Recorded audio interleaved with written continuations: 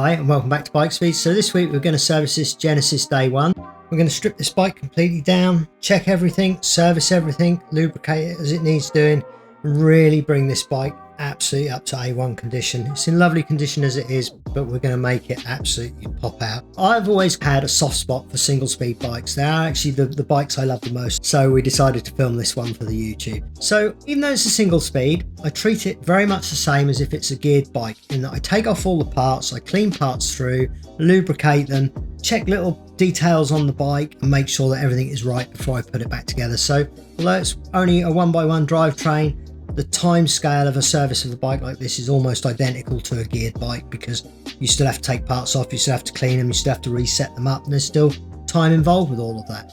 So first of all, I'm stripping the bike down, getting off this single sprocket off the rear. This was actually a cassetted wheel with spaces to allow for the 1x drivetrain. And so you can see here it's a little bit grimy. That's going into the ultrasonic cleaner, being cleaned up. And then I just take out the brake pads, because we can clean the brake pads and the discs on this one. These were a little bit fiddly. There's a little stud on the calipers there that peg into the pads to hold them in their right place, and that's always a little bit fiddly to get in and out, and those ones always make me grind my teeth a little bit. So everything's in the ultrasonic cleaner there. We had a question this week, which I did just notice in the comments, and somebody asked, how long do we put parts into our ultrasonic cleaner? Well, our ultrasonic cleaner's got a 15-minute timer on it, so we just put them in for 15 minutes. And this drive chain I actually turned in the ultrasonic cleaner as I was cleaning it, because it was too big to go in. So around halfway I just turned it over 180 degrees and cleaned the other half off before we then wash off the degreaser. It's a water soluble degreaser that we use, so we're just washing that off now. Chain always just takes a little bit of time, so I just use a sponge on that just to get off the extra grime and grease that may not have come off initially. And then we're on to the lubricating phase. So although we haven't got the derailleurs to do, things like these quick release skewers, they need lubricating just to stop them going rusty, just to stop your dissimilar metal from gripping inside the hub and things like that.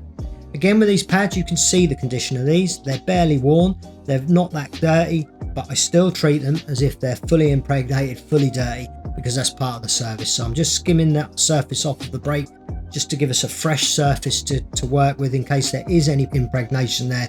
A little bit of oil on that surface can affect the braking power of the bike. And then we start washing the bike down. So again, detailing brushes in the little areas, big softy brush with nice soapy water, wipe it all down with a microfiber towel and get it really nice before we rebuild the bike. And that's sort of the route and campaign that we do. We clean all the parts, lubricate, and then clean down the frame. So it's November. Last November, I remember us getting to 1,000 subscribers. This November, we're way up beyond that now, and we're absolutely thrilled. It took us 8 months to get to 1,000 subscribers. So if you're new to the channel, do subscribe. If you've been with us in the last 12 months, thanks very much. And if you've been one of the 1 to 1,000 subscribers and you're still here, we're overjoyed at that. So thanks very much for your interest with us. You can just see there, I just emery cloth the disc. Again, someone asked in the comments if we can use wet and dry on that. We can, but what I find with the sharpness of a disc, it breaks it down very quickly. I find emery cloth just keeps its own shape and form when you're actually sanding the disc down. Next up, I greased the hub there, put on the single sprocket, torqued that up just as if it was a cassette, check all the bolts on the disc just as I would any other bike, and before we begin to rebuild, and just get that pad back in on that little hook inside there just to make sure. A little bit of grease on the bottom bracket. I've checked the bottom bracket, I've felt that by hand just to make sure that feels good. Felt like brand new to me, it felt very good.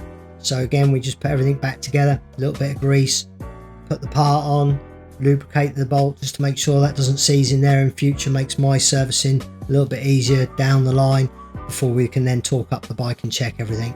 The rear wheel on this one, it was actually a quick release. I wouldn't use a quick release on a fixed gear bike.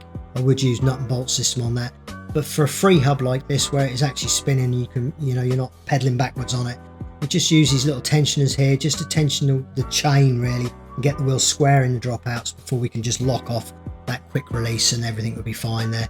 Nice oil on the chain, very thin. You just use a very runny oil, not WD-40, an actual oil.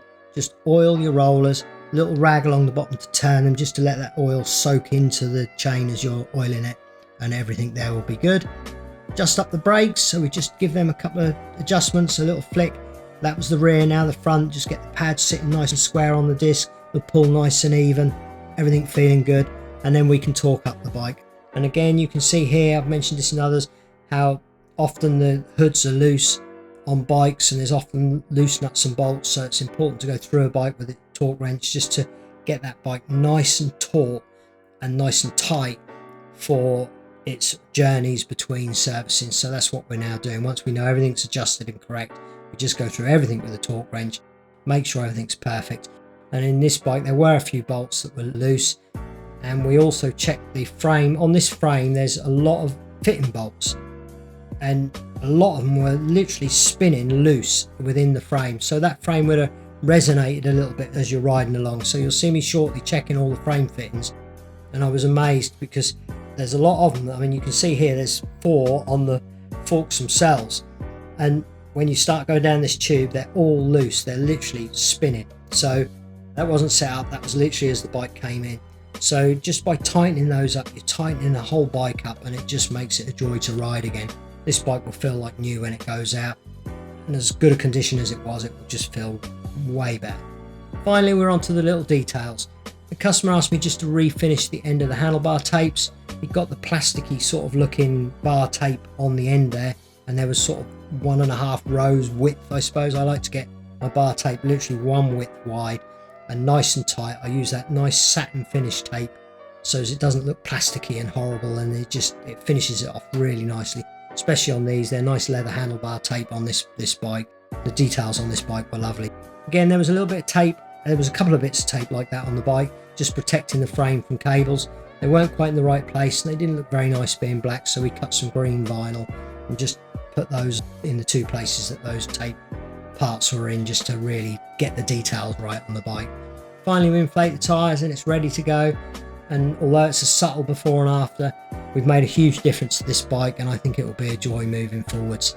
So thanks for watching, don't forget to subscribe, and we'll see you again next week. Bye for now.